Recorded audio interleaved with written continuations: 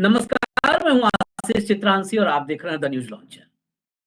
झारखंड की कहीं कोई चर्चा हो नहीं रही है क्योंकि वहां पर भाजपा की करारी हार हुई है। लेकिन मामला सिर्फ करारी हार पर नहीं रुकने वाला। झारखंड भाजपा में अभी बवंडर आएगा और उस बवंडर की झलक, वो पहली झलक जो कहते हैं, वो मिल गई है। अमित शाह ने मीटिंग फाइनल की। क्यों अमित शाह का नाम लिया वो भी आगे मैं बताऊंगा। अमित शाह ने मीटिंग फाइनल की।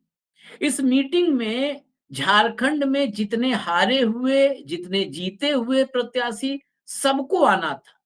यह समीक्षा बैठक थी। दरअसल चुनाव में हार हो या जीत हो, सामान्य तौर पर हार हार के बाद जितनी जल्दी पॉसिबल होता है, भाजपा प्रत्याशियों की एक बैठक बुलाती है। उसमें जो भी निष्कर्ष निकलता है, अपने अपने सभी इनपुट्स देते हैं। वो इनपुट दिल्ली आता है।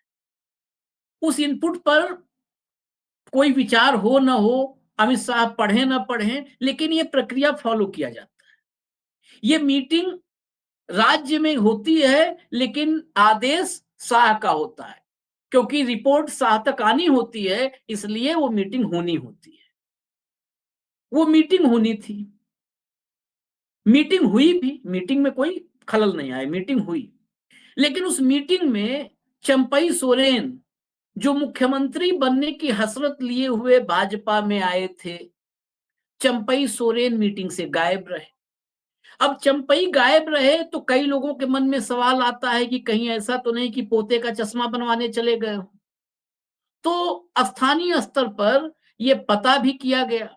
खासकर न्यूज लॉन्चर से बड़े अभिन्न रूप से जुड़े हुए मनीष आनंद, लाइव दैनिक जो चलाते हैं, वो वहां पर स्थानीय स्तर पर पता किए कि भाई ये कहाँ है। चंपई सोरेन कहीं चश्मा उस्मा बनवाने गए हो तो फिर चश्मे की दुकान पता की जाए। पता चला कहीं नहीं, चश्मा दुरुस्त है और वो रांची में है। वो भी दुरुस्त है, तंदुरुस्त है, और चश्मा भी दुरुस्त है, रांची में ही मौजूद है। रांची में होते हुए दिल्ली दरबार के आदेश पर जो मीटिंग कॉल की गई, उस मीटिंग में चंपई सोरेन का न पहुंचना कई सवाल खड़े करता है। चंपई सोरेन के अलावा एक और शख्स जो इस मीटिंग में नहीं, जिसका चेहरा नजर आया, नाम सीता सोरेन। शिबू सोरेन की बड़ी बहू सीता सोरेन। सीता सोरेन भी इस मीटिंग में नहीं थी। सीता सोरेन लोकसभा चुनाव के बाद ही लग रहा था कि प्रायश्चित के मूड में है या बगावत के मूड में है। दोनों में कंक्लूजन नहीं निकला, लेकिन प्रायश्चित या बगावत के मूड में थी। अब ये कहानी आगे बढ़ाएं उससे पहले मैं कंट्रोल रूम से बोलूंगा, जरा मनीष आनंद को जोड़ लें, क्योंकि बहुत चीजें मीटिंग में कौन कौन था, क्या बात हुई, ये सब समझना जरूरी है। तो मनीष से ही हम समझ पाएंगे। लेकिन इस किस्से को मैं थोड़ा पूरा कर देता हूं। सीता सोरेन जब लोकसभा चुनाव हारी, उसके बाद ही उन्होंने भाजपा के नेताओं पर, बड़े नेताओं पर आरोप लगाया। एक नेता जो इस बार फिर विधायक बनने के लिए लाइन में लगे थे, उन पर आरोप लगाया। एक बीजेपी की नेत्री जो अब जेएमएम से विधायक हो चुकी हैं, उन पर आरोप लगाया। सबके नाम बताएंगे हम, अभी मनीष से चर्चा करेंगे तो उनसे समझेंगे कि इन लोगों ने हराया है हमें। लेकिन उसके बावजूद लगा कि अब ये उसी समय बगावत कर देंगी, लेकिन भाजपा में रुकी रही सीता सोरेन। विधानसभा चुनाव में फिर उन्हें मैदान में उतारा गया, और जब विधानसभा चुनाव में उनकी सीट भाजपा ने चुनी, उसी वक्त चर्चा में जब मैं और मनीष चर्चा कर रहे थे, तो ये बात सामने आई थी, कंक्लूजन निकला चर्चा से कि सीता सोरेन को बीजेपी निपटाने वाली जगह पर पहुंचा रही है, जहां पर उनको निपटा पाए कि चलो सोरेन परिवार से एक नेता खत्म की। तो उस जगह पर जाकर के लड़ाया। फिर सीता सोरेन हार गई। तमाम मौके ऐसे बनते नजर आए कि एक बयान आ गया जेएमएम के जो सामने प्रत्याशी था, उस प्रत्याशी के बयान के बावजूद वहां पर सीता सोरेन नहीं जीत पाई, उसका भी माइलेज नहीं ले पाई। इन सारी स्थितियों में सीता सोरेन को भी आभास हो गया कि नहीं, बीजेपी में हम फल फूल नहीं पाएंगे। बेटी को टिकट दिलवाना चाहती थी, उसको भी खारिज कर दिया, यानी अगली पौध भी आगे नहीं बढ़ने दी। चंपई की बात करें, चंपई सोरेन आए थे मुख्यमंत्री बनने का सपना देख करके। अब सामने सवाल है कि सियासी भविष्य बचेगा कि नहीं बचेगा। विधायक भले ही बन गए हैं, लेकिन 5 साल विपक्ष में बैठने के बाद उनकी क्या हालत होगी? वो राजनीति करने लायक बचेंगे कि नहीं बचेंगे? उनकी राजनीतिक विरासत संभालने वाला बेटा तो घर में बैठेगा। अब तो घर में बैठेगा ना। सत्ता थी तब तो भले एस्कॉर्ट के साथ फार्म हाउस में बैठता था, अब तो घर में बैठना पड़ेगा उस बेटे को, बाबूलाल सोरेन को। और कहाँ बैठेगा? तो वो राजनीतिक विरासत भी कहीं खत्म ना हो जाए। इतने सारी स्थितियों के बीच ये दोनों नेता अमित शाह की कॉल की गई हुई उस मीटिंग में नहीं गए। अब इसे हम दो तरीके से देख रहे हैं। या तो ये बगावत है बीजेपी के भीतर कि हमें कुछ दो मनचाहा संगठन में, दो कुछ पद दो, कुर्सी दो संगठन में, या तो बगावत है उसके लिए। नहीं तो ये दोनों की घर वापसी की तैयारी है कि किसी टर्म कंडीशन पर घर में वापसी हो जाए। कुछ नहीं तो कम से कम सत्ताधारी दल में तो रहेंगे। सत्ताधारी दल में रहते हुए कई लाभ होते हैं। पद रहे ना रहे, कम से कम अफसर सुनेगा ना, दुआ सलाम तो करेगा।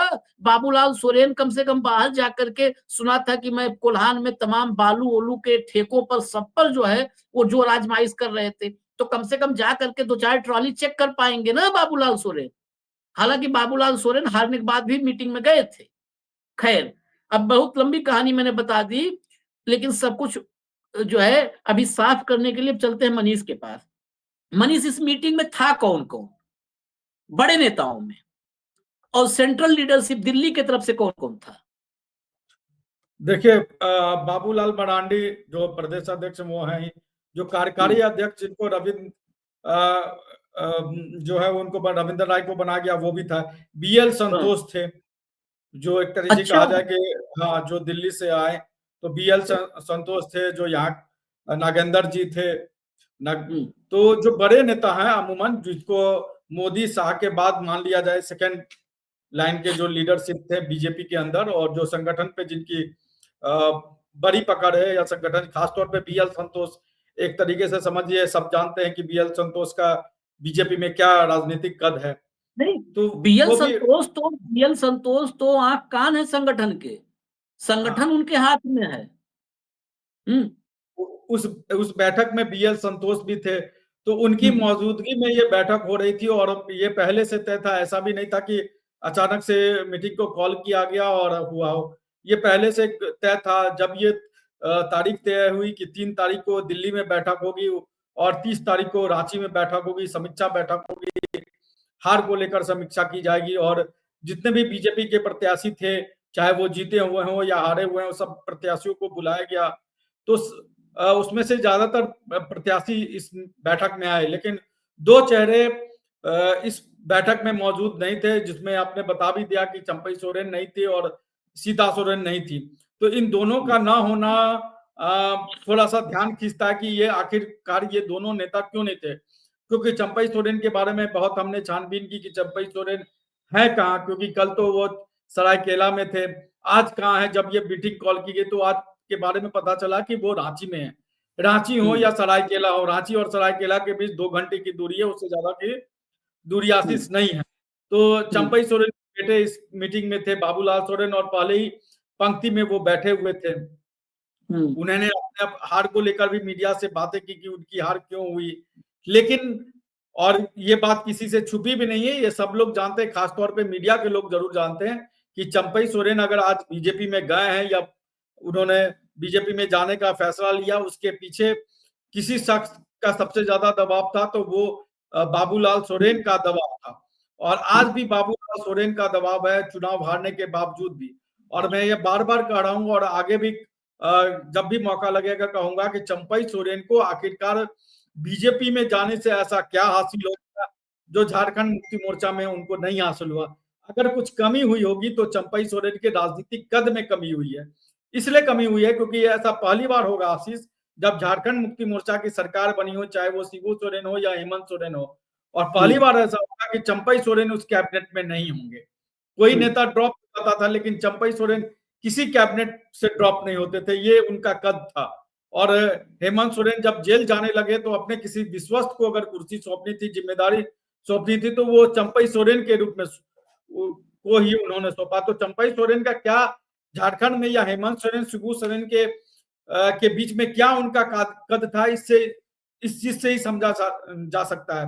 क्योंकि झारखंड मुक्ति मोर्चा में कई और भी बड़े नेता हैं, लेकिन चंपई सोरेन को हेमंत सोरेन और शिबू सोरेन ने बहुत ऊपर का पायदान दिया हुआ था, परिवार से बाहर का भी था। बसंत सोरेन को सौंप सकते थे, जो आज सीता सोरेन बीजेपी में गई उनको भी सौंपा जा सकता था। लेकिन होता है कि अपने से थोड़े से परिवार में अगर बाहर चले जाते हैं तो एक तरीके से हाईजैक हो जाता है। लेकिन क्षमता की बात होती है, आपके अंदर राजनीतिक क्षमता कितनी है। और इसमें कोई दो राय नहीं है कि सीता सोरेन की राजनीतिक क्षमता इतनी है कि वो इरफान अंसारी के खिलाफ 43,000 वोट से चुनाव हार गई। तो इससे हम सीता सोरेन की राजनीतिक क्षमता को समझ सकते हैं। चंपई सोरेन जहां तक अपनी सीट जीते, तो चंपई सोरेन के जीत के पीछे चंपई सोरेन का अपना जो उस क्षेत्र में काम किया था, कोई झारखंड मुक्ति मोर्चा का कोई दूसरा नेता उस इलाके में पनप नहीं पाया या पनपने नहीं दिया गया, या हेमंत सोरेन ने चंपई सोरेन के सुपुर्द ही उसको सौंप दिया था।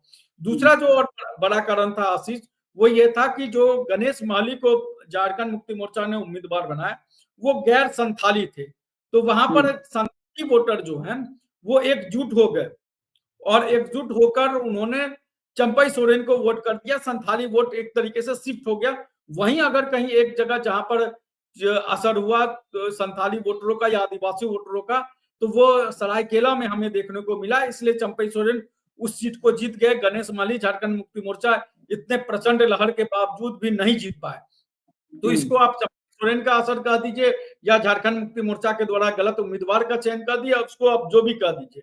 लेकिन असलियत ये है कि उस सीट पर एकमात्र सीट बीजेपी जीत के आई, वो है चंपई सोरेन का। अब कहां है बात, अब लड़ाई कहां जाके अटकी है? अब चंपई सोरेन के पास कुछ भी नहीं है। अब चंपई सोरेन ना मंत्री बन सकते हैं ना को। अब बात अटकी है कि प्रदेश अध्यक्ष झारखंड बीजेपी का कौन होगा। नेता प्रतिपक्ष को, नेता प्रतिपक्ष जो होगा वो एक तरीके से संवैधानिक पद होगा और मुख्यमंत्री के पैरेलल वो पद होगा। अब लड़ाई उससे शुरू हो गई है बीजेपी की तरफ से, और बीजेपी के अंदर खाने में ये बातें हो रही हैं कि किसी तरीके से बाबूलाल मरांडी को किया जाए। और ये दबाव जो बीजेपी के चुनाव जीत कर आए हैं वो प्रत्याशी भी लगा रहे हैं, और जो चुनाव हार चुके हैं वो प्रत्याशी भी बाबूलाल पर लगा रहे हैं। और इसकी एक मिसाल आपको मैं बताता हूं कि अभी जो हजारीबाग से जो सांसद चुन के आए हैं मनीष जायसवाल, वो लगातार या कहते हैं अब चूंकि संसद सत्र चल रहा है तो वो दिल्ली में ही है, लेकिन वो अपने नाम की लॉबिंग कर रहे हैं कि उनको प्रदेश अध्यक्ष बना दिया। अभी टेम्पोररी, ऐसा नहीं कि अभी से लेकर 2029 तक है, अभी टेम्पोररी स्थिति संभालने के लिए बनाया जाए।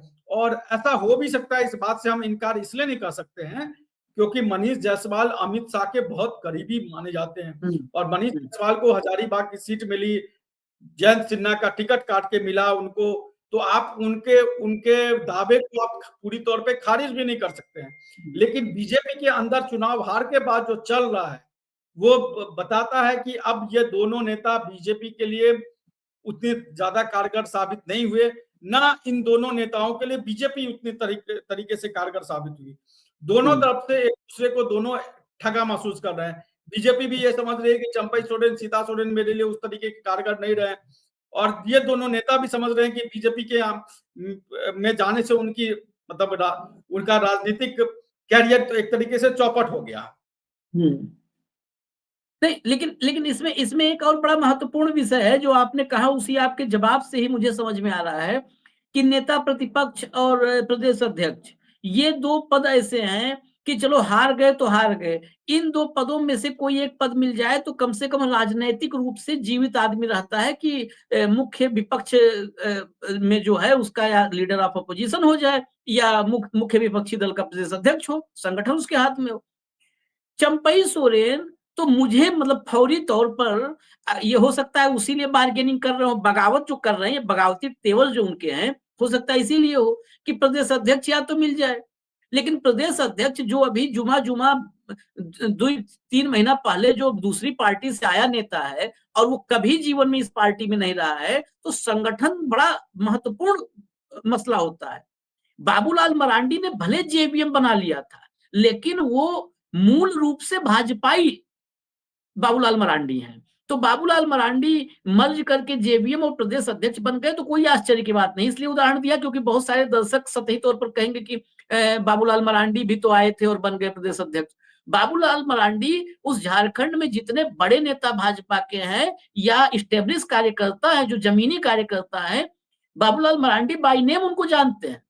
जिस दौर में बहुत सारे आज के नेता, झारखंड भाजपा के नेता, आज के जो आज बड़े नेता हैं, जब वो जमीन पर थे, मतलब अभी उंगली पकड़कर खड़ा हो रहे थे, तब बाबूलाल मरांडी उस प्रदेश में भाजपा के सबसे बड़े नेता थे। तो वो उस संगठन को, उस संगठन के भाव और भावना को, उस संगठन के फेविकोल जो है कि पकड़ को, सब कुछ वो जानते हैं। तो इसलिए हाथ में कमान उनके आई और संगठन उन्होंने टेक ओवर कर लिया। लेकिन चंपई के साथ दिक्कत होगी कि चंपई भाजपा के न संगठन को जानते हैं, न विचार को जानते हैं। हालांकि इस दौर में भाजपा का विचारों से कोई लेना देना है ही नहीं है, ये साफ है कि कोई लेना देना नहीं है। लेकिन फिर भी चंपई संगठन को नहीं जानते, कार्यकर्ता नहीं जानते, नेता नहीं जानते, संगठन क्या चलाएंगे। अब बात रही leader of opposition. Leader of opposition का बड़ा इंपॉर्टेंस इसलिए होता है कि पार्टी को 5 साल विपक्ष में जिंदा कैसे रखेंगे। चंपई को अगर लीडर ऑफ अपोजिशन बनाया जाता है तो यूथ जो है, जो अगले चुनाव में मजबूती से जेएमएम से अपोजिशन से लड़ सकता है, उस यूथ को मौका नहीं मिल पाएगा, वो पीछे छूट जाएगा। चंपई की उम्र अगले चुनाव तक 75 के आसपास होगी, इसके आसपास होगी। एग्जैक्ट उम्र मैंने नहीं देखा अभी उनका, लेकिन इसके आसपास होगी उम्र। तो उस समय चंपई का ढलान होगा, तो उनको लीडर ऑफ अपोजिशन बनाने में भी भाजपा को सिवाय नुकसान फायदा है नहीं। तो ऐसे में अच्छा, दूसरी बात, एक बात और कि अगर ये प्रदेश अध्यक्ष या एलओपी की का पोस्ट जो है, ये बाबूलाल मरांडी से ये सब दूर कर लिया जाएगा, छीन लिया जाएगा, तो बाबूलाल मरांडी ये कहते हैं ना कि मरी हाथी तो 9 लाखी, 1.25 लाखी भी कहीं कहीं कहते हैं, कई जगह दोनों कहावत है, 9 लाख। तो बाबूलाल मरांडी ने भाजपा को दिखाया है कि वो अलग पार्टी बना करके भी, सरकार भले नहीं बना पाए, लेकिन वो भी विधानसभा में आए और 2-4-10 विधायक भी, एक बार तो ठीक ठाक विधायक जीते थे, तो लेकर के भी गए। तो अगर, हालांकि ये बाबूलाल मरांडी भाजपा में दोबारा विलय करके अपनी पार्टी का फजीहत करवा चुके हैं कि अब अलग जाएंगे तो मुश्किल होगी, लेकिन बाबूलाल मरांडी को भी साइड लाइन करना इतना आसान नहीं है। तीसरी बात, जो आपने कहा कि बाबूलाल मरांडी को टारगेट किया जा रहा है कहीं ना कहीं, जीते हारे सबकी तरफ से, क्या मुझे ये डाउट है कि ये जो टारगेट करने वाले लोग हैं, या कहीं ना कहीं बाबूलाल मरांडी पर हार का ठीकरा फोड़ने की तैयारी है, कहीं ये ऊपर से तो इशारा नहीं हुआ है दिल्ली से? क्यों, ये मेरे मन में संदेह है, क्योंकि बाबूलाल मरांडी का हाथ में चुनाव में कोई रोल ही नहीं था। दूल्हा हिमंता बिस्वा शर्मा थे, तो सहबाला को कैसे भाई दोषी ठहरा रहे हो? ये तो सहबाला भी नहीं थे, बाराती हो गए थे। जब दूल्हा हिमंता बिस्वा शर्मा थे तो उन पर होना चाहिए। तो ये क्या बाबूलाल मरांडी को भी निपटाने की तैयारी चल रही है? एक मैं चंपई से अलग हट करके एक बात कर रहा हूं कि क्या बाबूलाल मरांडी को भी, क्योंकि हारे और जीते अगर सब एक साथ उधर ही इशारा कर रहे हैं, तो ये ऊपर से इशारा है। देखिए, राजनीति में कब क्या हो जाए कोई नहीं जानता है, कब किसका सूर्य अस्त हो जाए, सूर्योदय हो जाए, कोई नहीं जानता। लेकिन अभी जो बीजेपी के जो वर्तमान में जो जीत के आशीष विधायक हैं, उसमें से कोई, मुझे ऐसा नहीं लगता है जो भविष्य में बीजेपी का चेहरा हो सकता है। और बीजेपी को अब दो तरह की राजनीति बीजेपी कर सकती है। एक तो अभी भी आदिवासी वोट बैंक को पकड़ के रखने की कोशिश कर सकती है बीजेपी की, नहीं आदिवासी वोट बैंक मुझे चाहिए, उसकी राजनीति करनी है। तो उसमें चंपई सोरेन या बाबूलाल मरांडी जो आदिवासी चेहरे, उन दोनों में से किसी एक को प्रदेश अध्यक्ष या फिर नेता प्रतिपक्ष बना दे, या फिर गैर आदिवासी की पॉलिटिक्स करे। तो गैर आदिवासी की पॉलिटिक्स में भी बीजेपी के पास उस तरह के नाम नहीं है जो कि आगे बढ़ चढ़ के बीजेपी को यहाँ मजबूत कर सके।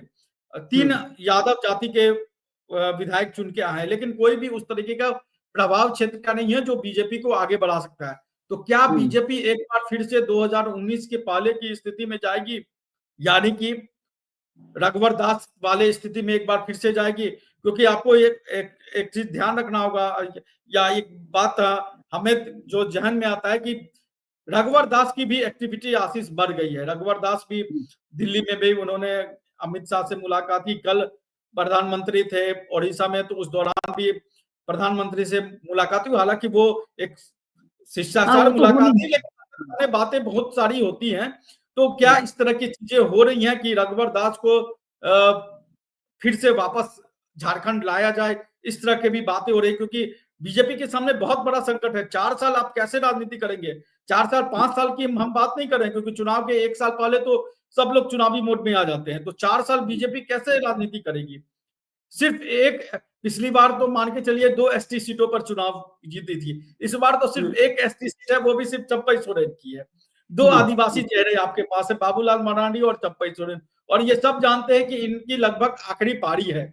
अर्जुन मुंडा पूरी तौर से निपट चुके हैं, लोकसभा चुनाव वो हार गए, उनकी पत्नी विधानसभा चुनाव हार गई। मधु कोरा बाहरी है, मधु कोरा की पत्नी लोकसभा भी हारी, विधानसभा भी हारी। तो आपके पास ट्राइबल फेस कोई है नहीं, आप गैर ट्राइबल फेस पर जाइएगा। अगर जैसा हरियाणा में राजनीति हुआ, मैं हरियाणा को इसलिए जोड़ता हूं क्योंकि हरियाणा में भी गैर जाट राजनीति बीजेपी ने की। तो क्या बीजेपी यहां पर भी उस तरीके का प्रयोग करेगी कि गैर आदिवासी वोट को अपने साथ जोड़ेगी? लेकिन वो भी मुझे इसलिए मुश्किल दिख रहा है क्योंकि यहाँ जयराम महतो आ चुके हैं, और हाँ, गैर आदिवासी की अगर बात करेंगे तो गैर आदिवासी में यहाँ कुर्मी वोटर बहुत ज्यादा है। तो कुर्मी फेस आपके पास कोई है नहीं। अगर आपके पास कुर्मी फेस कोई होता तो आप आदिवासी छोड़ के गैर आदिवासी कुर्मी जोड़ते हुए सबको एक साथ ले सकते थे। सिर्फ बाहरी वोटर, मतलब बाहरी वोटर का मतलब ये नहीं कि जो झारखंड के बाहर, बाहरी मतलब मैं इसके बाहरी को मतलब मैं कुर्मी और आदिवासी को छोड़ के कर रहा हूँ, जिसमें सवर्ण भी आते हैं, उसमें अलग अलग जाति भी आती है। तो क्या उनके भरोसे बीजेपी राजनीति कर सकती है? तो अगर उनके भरोसे राजनीति करेगी तो बीजेपी कभी भी, जो आज आंकड़ा आया है उस आंकड़े से को पार कभी भी नहीं कर सकती है। कभी नहीं तो जाएगी। हाँ, बीजेपी के सामने बहुत बड़ी संकट यह है कि बीजेपी अपने किस चेहरे को आगे बढ़ाए। 2 और आदिवासी चेहरे थे जिन पर बीजेपी को उम्मीद थी, एक समीर उरांव जो पूर्व राज्यसभा सांसद थे, उनको लोकसभा चुनाव लड़ाया, वो भी हार गए, जो आरएसएस के बहुत करीब थे। उनको विधानसभा चुनाव हराया, विधानसभा भी हार गए। एक सुदर्शन भगत थे जो लोहरदगा के सांसद थे, उनका लोकसभा में टिकट कटाया, विधानसभा में चुनाव उनको लड़ाया, वो भी चुनाव हार गए। तो बीजेपी के पास इस तरह का कोई ट्राइबल फेस नहीं है, और असली संकट बीजेपी के पास यही है कि बीजेपी इन 4 साल कैसे सरवाइव करेगी। क्योंकि जो जिस तरीके से इंडिया गठबंधन रणनीति बना रही है और जो चल रही है, बीजेपी के पास इसका काट नहीं देखने को मिल रहा। और ऑफ द रिकॉर्ड अगर हम बात करें तो आप देखिए, एक तो हेमंत सोरेन के पास पूरा का पूरा ट्राइबल वोट है, दूसरी तरफ बैकडोर से जयराम महतो भी अब हेमंत सोरेन के साथ है। तो ओबीसी चेहरा या कुर्मी वोटर भी किसी न किसी तरीके से इंडिया अलायंस के साथ जुड़ रहा है, और दूसरी तरीके से बाहरी वोटर भी इस बार कांग्रेस पार्टी के साथ जुड़े हैं। बोकारो बेडमो जैसी सीट पर कांग्रेस पार्टी की जीत पक्की है कि वहां बाहरी वोटर भी उनके साथ जुड़े। बाहरी मतलब गैर आदिवासी, गैर कुर्मी की मैं बात कर रहा हूं, तो वो भी उनके साथ जुड़े हैं। तो ऐसे में बीजेपी के पास अस्तित्व का संकट है। बीजेपी अपने अस्तित्व को झारखंड में कैसे 4 साल तक बचाएगी, और यही वजह है कि चंपई सोरेन हो या सीता सोरेन है, वो अब अगल बगल झांकने लगे हैं कि उनको क्या हासिल हुआ है बीजेपी में जाने से। अगर आप झारखंड मुक्ति मोर्चा में होते तो कम से कम विधायक होते इस लहर में, प्रचंड लहर में। तो आप विधायक, आज बीजेपी का देखिए आशीष, एक लुइस मरांडी है, लुइस मरांडी भी बड़े आदिवासी चेहरा थी, वो क्रिश्चियन कम्युनिटी से आती थी और महिला भी थी। तो ये एक बड़ा चेहरा बीजेपी के पास आज की तारीख में हो सकती थी, लेकिन आज वो भी जेमे के साथ है। तो बीजेपी के पास चेहरे की बहुत कमी है। बीजेपी आखिरकार किस चेहरे पर दाव खेलेगी? कहीं घूम फिर के ऐसा तो नहीं होगा तो कि 2014 वाली स्थिति में, 2014 वाली स्थिति में चले जाए कि थक के हार के आपको रघुवर दास को ही चुनना पड़े और रघुवर दास को ही झारखंड में लाना पड़े। क्योंकि आज बीजेपी के सामने वाकई में बहुत बड़ा संकट है, और मनीष जायसवाल जो लॉबिंग कर रहे हैं दिल्ली में बैठ के, वो इसी चीज की लॉबिंग कर रहे हैं कि आप मुझे प्रदेश अध्यक्ष बनाइए। अब रविंदर राय रूठ गए थे, आपको पता ही होगा कि रविंदर राय रूठ गए थे, किस तरीके से उनको आनंद फानन में कार्यकारी अध्यक्ष बना दिया गया।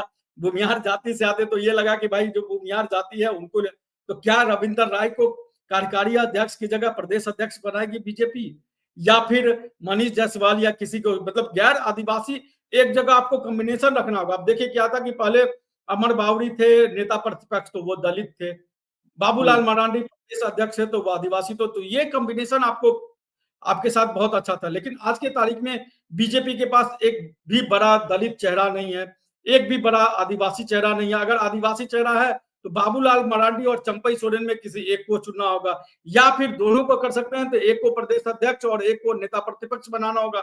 लेकिन मुझे जहां तक लगता है कि बाबूलाल मरांडी की चाहत नेता प्रतिपक्ष बनने की ज्यादा है क्योंकि 2019 में आपको याद होगा कि वो आए थे बीजेपी में, तो इसी उम्मीद उसी भरोसे के साथ आए थे कि उनको नेता प्रतिपक्ष बनाया जाएगा, लेकिन तकनीकी वजह से वो नेता प्रतिपक्ष बन नहीं सके, तो आखिरकार उनको प्रदेश अध्यक्ष बना के उनको मतलब शांत कर दिया गया कि ठीक है आप बीजेपी के संगठन को सारा चीज देखिए, और एक तरीके से प्रदेश अध्यक्ष है तो आप ही चेहरे हैं। लेकिन चुनाव से ठीक पहले चंपई सोरेन को लाकर ठोक दिया गया, तो वो भी बड़े नाराज हो गए। तो अब जो तलवारें खिंची हुई हैं वो दो बड़े आदिवासी चेहरों के बीच खिंची हुई है, चंपई सोरेन और बाबूलाल मरांडी के बीच। इसको बीजेपी कैसे टैकल करेगी, इन दोनों के बीच कैसे रास्ता निकालेगी, बीजेपी के पास यही बहुत बड़ा संकट है आशीष। कुल मिला जुला करके हालत ये है भाजपा की कि न ट्राइबल फेस है न नॉन ट्राइबल फेस है, जो है वो अलग ही मिजाज में है, अलग ही अंदाज में है। ऐसे में झारखंड में जो 23 तारीख को बेड़ा गर्क हुआ था, अब उससे और नीचे हो जा रहा है। अब मतलब वो बेड़ा गर्क का महागर्क हो रहा है, यही तस्वीर नजर आ रही है। क्योंकि नेता के नाम पर कोई है नहीं, चेहरा कोई है नहीं। जो बात की मनीष ने हरियाणा वाली, वो झारखंड में फिट नहीं हो सकता। वजह क्या है कि झारखंड में नॉन जाट जो पोलराइजेशन हुआ, तो उसमें सिर्फ वहां पर भाजपा बनाम कांग्रेस की लड़ाई है, वहां पर तीसरा प्लेयर नहीं है। तो नॉन जाट पोलराइजेशन में नॉन जाट कंप्लीट एक साथ भाजपा के साथ आ गए। लेकिन झारखंड में कई प्लेयर हैं, झारखंड में आरजेडी का भी अस्तित्व है। झारखंड में जो आरजेडी का अस्तित्व है वो मतलब नॉन जो आदिवासी है, जो है आदिवासियों की पॉलिटिक्स नहीं है, वो नॉन आदिवासी मतलब गैर आदिवासियों की पॉलिटिक्स करती है।